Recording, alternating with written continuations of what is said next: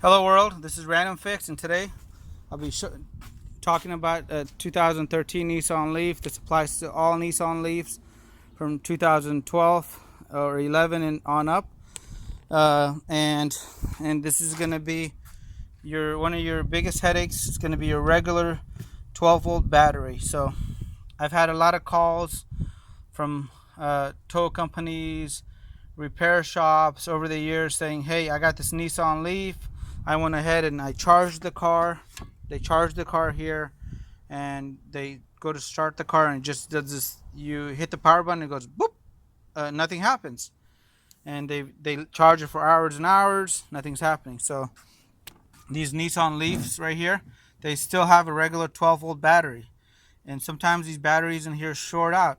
If you can see this right here, this is the original one that came on the vehicle. So if your battery's acting up, or you've had somebody's told you your battery might be bad, you may not want to put the original battery back in, and maybe spend a couple of bucks more, get yourself a better battery. I'll have a link to it below, because this battery is a nightmare, especially in a setup like this. This gentleman is running an amplifier on his car.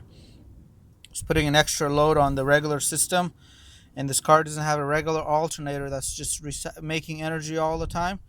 So if you see something like this, you may want to make sure you upgrade the battery, get a battery that has better specs. I'm sure you can get a battery that is a little bit bigger, right? Because for starting the ignition system, the 12-volt battery kicks in.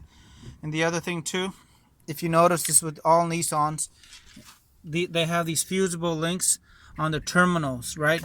And these fusible links, if somebody went to go jump start this wrong, at the slightest hint, these fusible links go bad. So if you put a new battery in on your vehicle and you're still having a problem, please check the fusible links, check the connectors here, take it apart, right? Take off your negative terminal first, obviously, take off your positive, and then go clean all the corrosion, possible corrosion around the vehicle. If you're by the sea, especially, I've had cars that came in from Hawaii that had a lot of corrosion and rust on some of the components, right? Check the wiring back here to make sure everything's nice and tight, right? So these batteries can be a little bit of a headache.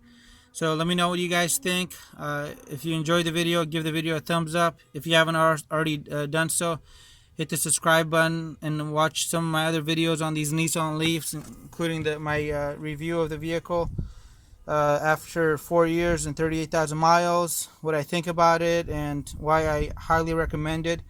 If the range on the batteries don't bother you, this is something you should definitely consider buying.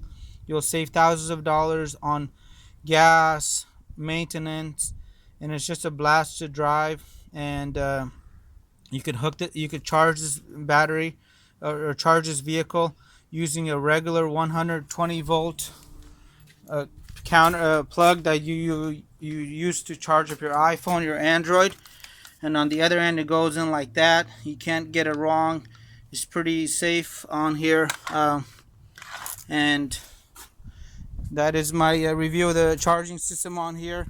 And if you ever have to listen to the radio on the vehicle, make sure that the car is completely on. If you're parked somewhere, don't have the ignition on and you're listening to the radio without the car being on, because you might be preserving your battery in the trunk, right?